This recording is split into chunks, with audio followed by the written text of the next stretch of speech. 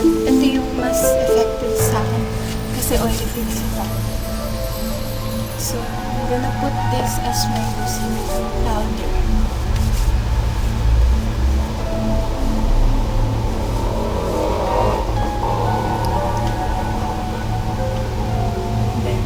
And then next, maglalagay ako ng lip balm para maging ready siya sa lips natin mamaya. I am using Maybelline Baby Lips.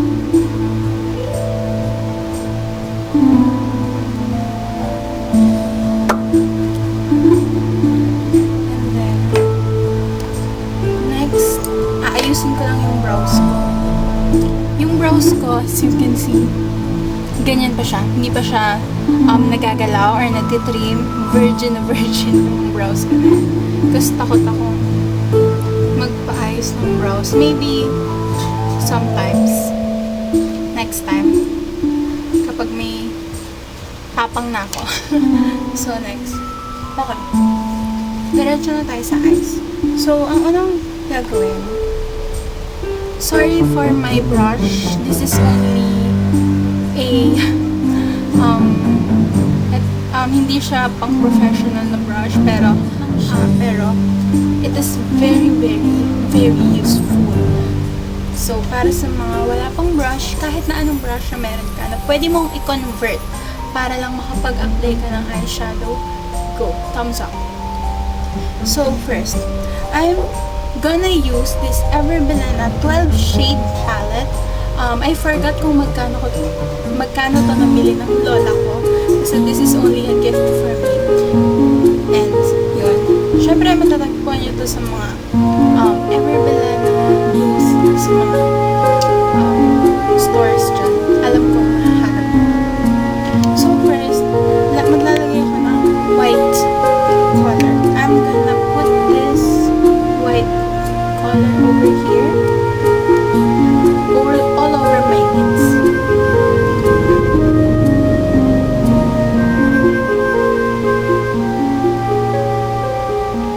See? Alisin natin ito. Sorry medyo umover ata ako sa banda dito. Ayan. So, I'm gonna put this green.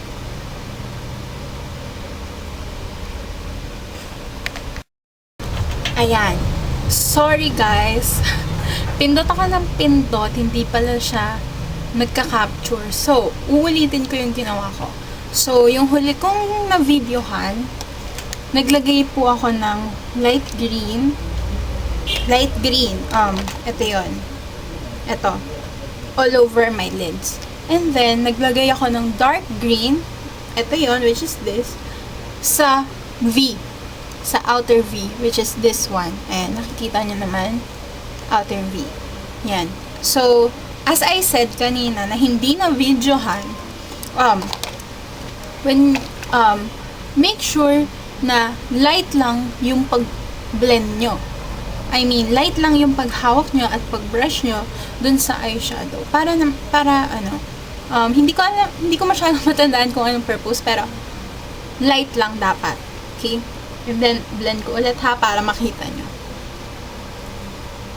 Yan. Ibe-blend nyo lang siya, yung outer V nyo, ng dark green color. And then, yan yung, as I am saying, pag nakuha mo na tong consistency, yung itsura na to, next, ang ilalagay natin is itong black over here. And then, ida-darken natin yung outer V.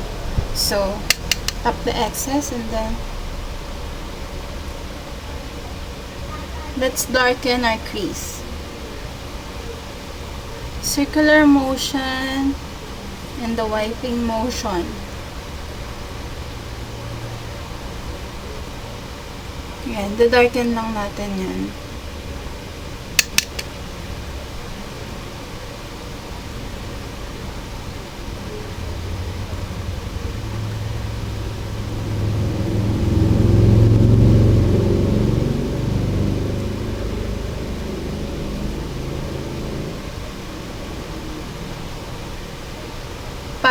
Para mag-pop out siya, di ba?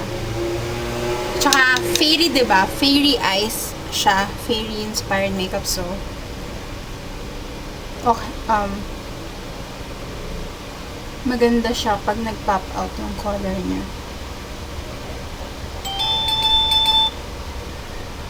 Yan. So, pag naglagyan nyo na ng black, i-blend lang natin siya. Clean your brush. Kagaya ko, isa lang brush kung ginagamit. To apply and to blend. So, clean your brush and then blend.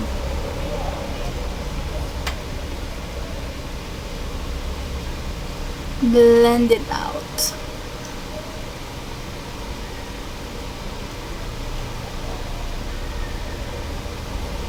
There.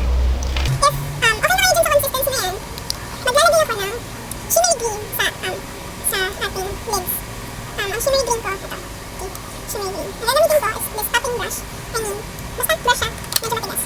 Yan. I am using this to line my eyes, to smudge my liner, and kung maglalagay ako ng eyeshadow na pa-buff. Okay. So, lalagay lang natin siya sa center lids natin.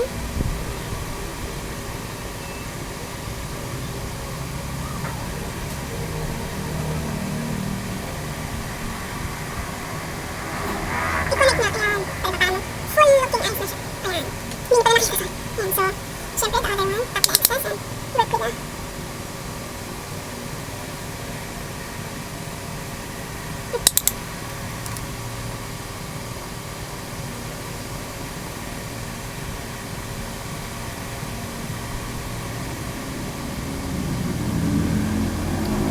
So, yan magiging itsura niya with the shimmery green. So, masyado siyang ma-intense. So, I'm gonna use again my blending brush and application try to blend all of the colors. Especially on the inner. So, let's blend all the color. If you think na-overpower ng shimmery green, ilagay na ulit yung dark green. And then blend. Gamit kayo ng artificial brush to blend. Make sure na it's like bony. Okay? Like this. On a swiping motion only. And then tap nyo yung mga nakuha nyo. And then swipe again. Then tap and then swipe.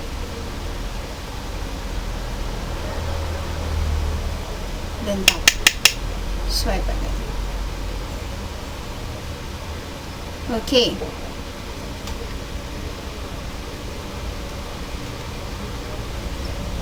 Ngayon naman, I will highlight my brow bone.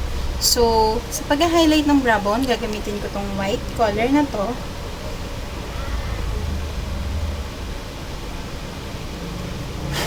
And then, highlight my brow bone.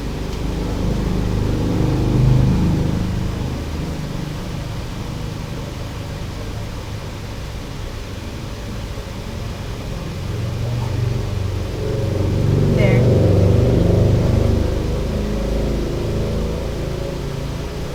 So, next, I'm gonna line my eyes. I'm gonna use my Sun liner to line my eyes. Kailangan as close to the lash line.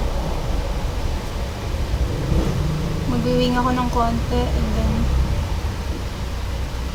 hanggang dun lang yung kaya kong wing. Yun. And then, see kung anong nababago ng eyeliner sa mata. So, igaganyan ko muna yan kasi mamasa-masa pa siya. Kapag binuklat ko yung mata ko, didikit siya dun sa upper lid ko, which is not so good kasi I have hooded eyes.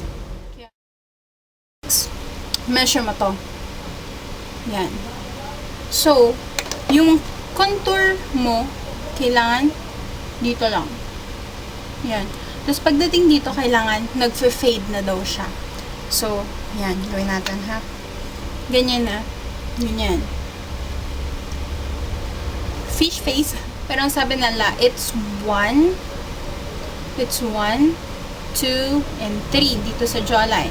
Kung gusto niya daw ipakita yung jawline nyo, dito nyo i-brush yung contour nyo.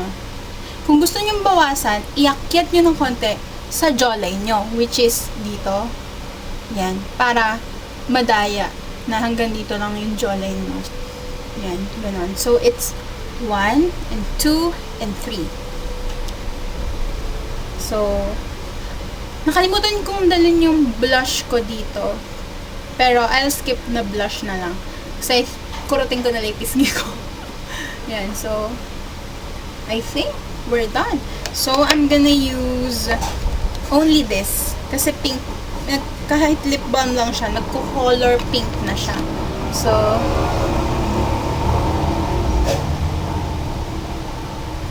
another tip ha.